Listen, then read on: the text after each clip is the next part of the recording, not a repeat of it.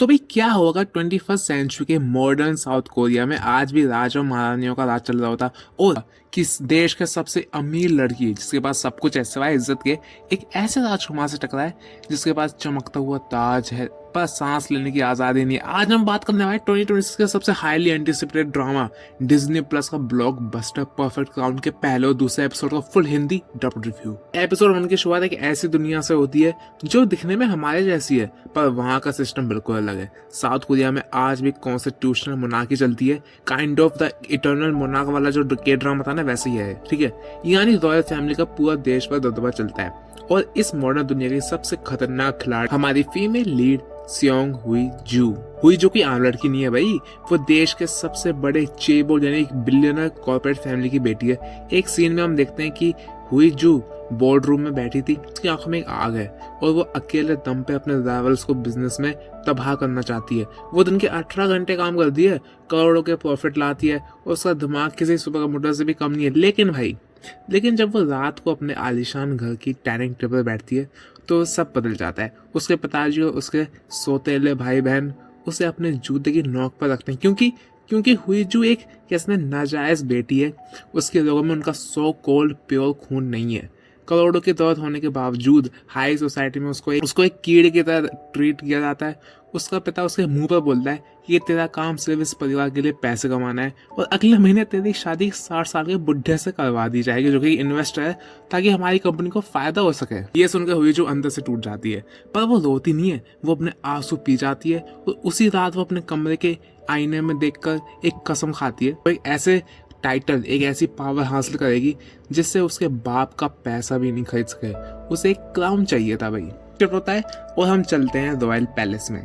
यहाँ एंट्री होती है हमारे मेल लीड यानी ग्रैंड प्रिंस ही एन दिखने में किसी ख्वाब जैसा लगता है, लंबा, हैंडसम और चेहरे पर एक ऐसी शांति जो किसी को भी मदहोश कर दे।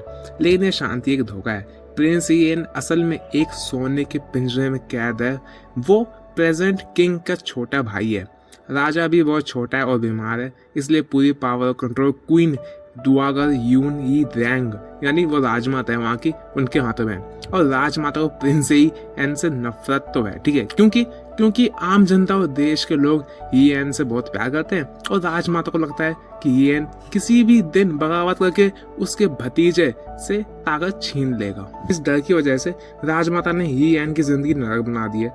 उसके हर कदम पर, हर सांस पर सीसीटीवी और जासूसों का पहरा है। उसका सिर्फ एक ही वफादार दोस्त है, उसका बॉडीगार्ड मिन जियोंग यू। यीन घुट के जी रहा है, उसे बस पैलेस की पॉलिटिक्स से बाहर निकलना है पर उसके पास कोई रास्ता ही नहीं है। लेकिन भाई फिर आता है एपिसोड उनका सबसे बड़ा मोमेंट, द रॉयल बैंक्वेट यानी शाही जश्न। राजमाता ने ये जश्न इसलिए रखा है ताकि वो पब्लिक के सामने प्रिंस येन की शादी किसी अपने चमचे पॉलिटिकल लीडर की बेटी से फिक्स करा सके, जिससे येन हमेशा के लिए उसकी मुट्ठी में आ जाए। दूसरी तरफ इसी जश्न में सियोंग हुई जू भी आई होती है।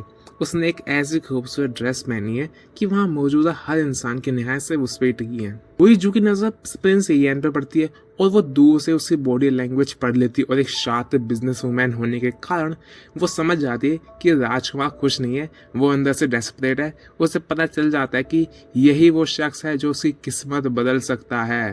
तो भाई साहब बिना किसी डर के सारे रॉयल प्रोटोकॉल्स भाड़ में गए।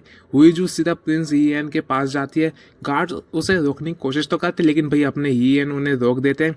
हुई जू उसकी आंखों में बिल्कुल सीधा देखती है और एक ऐसी लाइन बोलती है जिसे सुनकर सबके होश उड़ जाते हैं।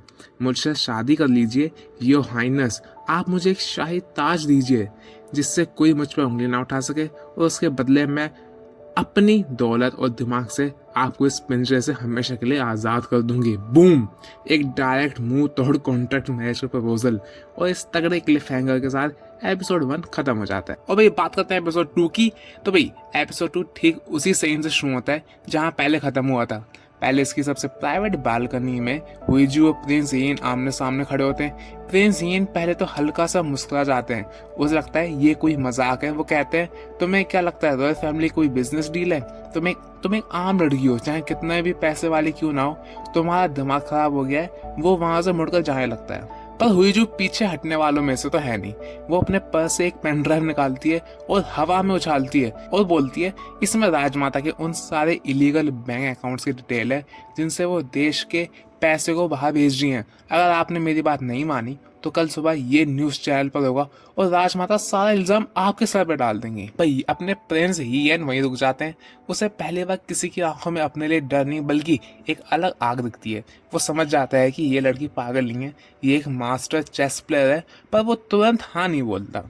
अगले दिन पैलेस में हाई लेवल पॉलिटिक्स शुरू हो जाती है। राजमाता को पता चल जाता है कि सियोंग हुई जू ने प्रिंस से अकेले में बात की है।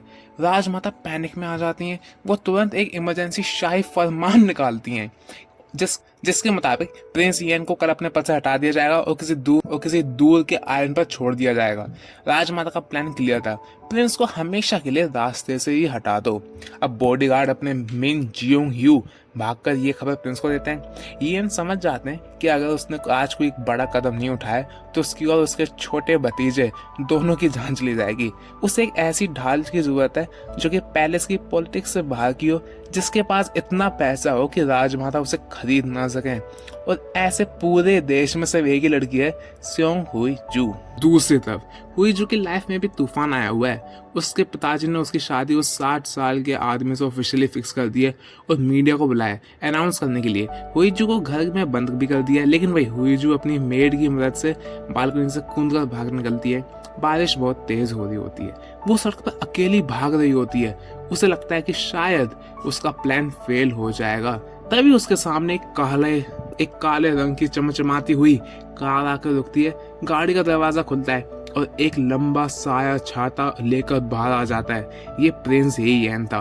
वो हुईजू के पास आता है, बाहर से उसे बचाता है और अपनी जैकेट निकालकर उसके कंधों पे रख देता है। हियन उसकी आंखों में देखता है और बोलता है तुमने कहा था ना कि तुम मुझे आजादी दूंगी, तो बताओ तुम्हारी शर्त क्या है। हुईजू एक छोटी सी स्माइल देती है और बोलती है मेरी सिर्फ एक ही शर्त है, दुनिया के सामने हम दीवानों की तरह प्यार करने वाले कपल बनेंगे और अकेले में हम इक्वल बिजनेस पार्टनर्स रहेंगे, नो इमोशनल अटैचमेंट। प्रिंस अपना हाथ आगे बढ़ाता है और उन दोनों के बीच यही खतरनाक डील साइन हो जाती है।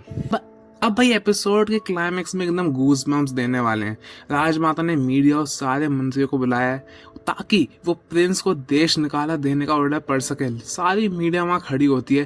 राजमाता माइक पर आती हैं और जैसे ही बोलने वाली होती हैं अचानक से बड़े बड़े डोर्स खुलते हैं।